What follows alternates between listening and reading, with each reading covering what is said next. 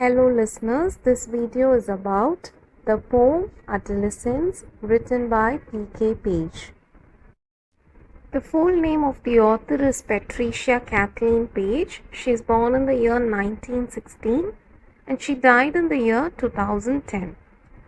She is a Canadian poet. Page has totally authored more than 30 books.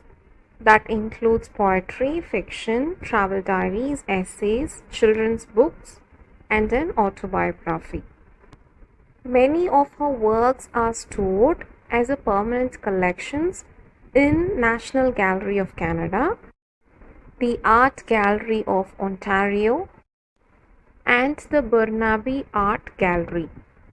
In the year 2001, Page's poem Planet Earth is read in New York and in the Antarctic and the South Pacific to celebrate the International Year of Dialogue Among Civilizations. While we look at the personal life of Page, she is born in England and then moved to Canada in the year 1919. Around the years of 1940s, she became a script writer at Canada's National Film Board, where she happened to meet her husband, William Arthur Iren. Iren was a Canadian journalist and diplomat. He is best known for his work on Maclean's, that's a magazine, which he held various positions across a quarter of a century. Page's career can be divided into two parts. The first was between the years 1940s and the second was in the year 1950s. The poem Adolescence was written in the year 1954.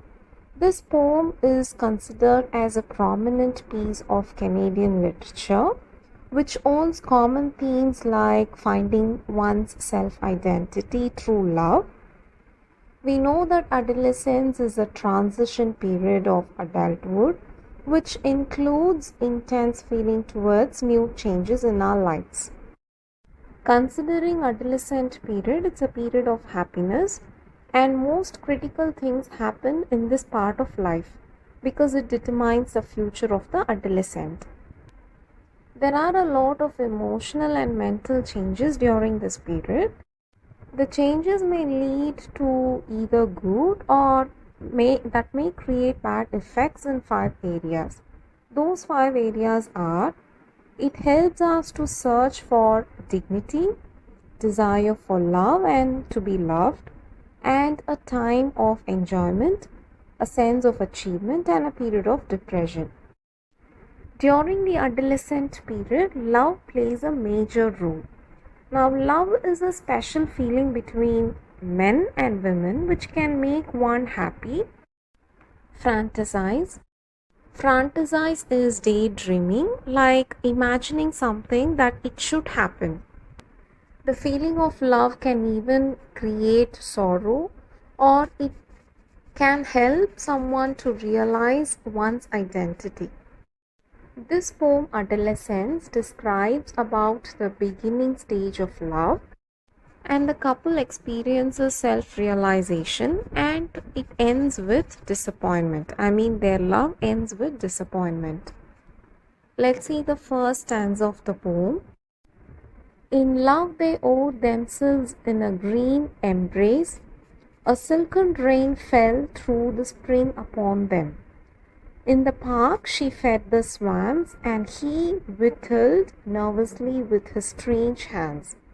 And white was mixed with all their colors, as if they drew it from the flowering trees. The poem starts with the freshness of the relationship between the two young lovers, and it describes about the adolescent passion. So if we see, it is the springtime that the lovers are lying on the meadow and they are dressed in green. They are wearing a green attire and they're becoming one along with nature. So here the color green symbolizes the happiness and freshness of young couple love. Later the rain started to drizzle and the girl's body becomes wet as she is wearing a silk cloth on her body. Now, as it drizzles the girl, she feeds the swans in the park while her lover nervously helps her with his strange hands. Swan is a white bird with a very long neck that lives on lakes and rivers.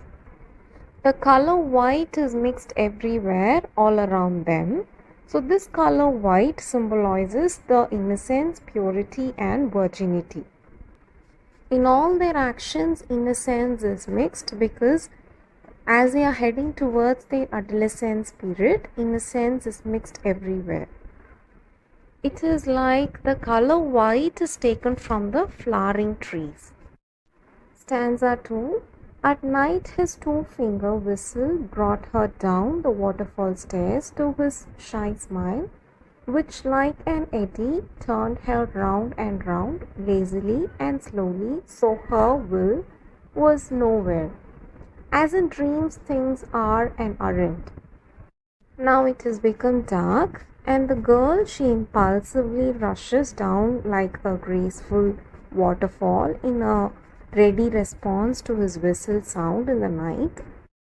The meaning of eddy in this stanza is a circular movement of water, wind, or dust. As the couple spend their time together, he makes a shy smile and turns her round and round like an eddy, and simultaneously the lady love is lost in her passionate dreams. Stanza 3. Walking along avenues in the dark street lamps sang like sopranos in their heads with a violence they never understood, and all their movements when they were together had no conclusion. This stanza symbolizes violence and quarrel that happens between them. So in the darkness they have started to walk along a wide road with trees on both the sides, and the lamps above their heads, it resembles as if it is shouting in high pitch above their heads without understanding the violence that's happening between them, and they are moving without any conclusion for this violence. Stanza 4. Only leaning into the question had they motion, after they parted were savage and swift as gulls. Asking and asking the hostile emptiness, they were as sharp as partly sculptured stone, and all who watched forgetting were amazed to see them form and fade before their eyes. This stanza expresses the self-realization of the couple. Now they are moving only with questions with their mature mind. All of a sudden they both parted and swift as seagulls. And as they part separately, they both feel emptiness in them as there is growth and new beginning for each. The experience that they had together, they could not forget it, and they move into their life with unforgiving disappointment, and that leads to the breakup. The last lines of the poem expresses that the couple are now standing like partly sculptured stone, and people were amazed to see them with fading love who once witnessed their innocent love. Hope this video helped you. Thank you for watching. If you have any suggestion for a topic to discuss, please share it on the comment section. Thank you.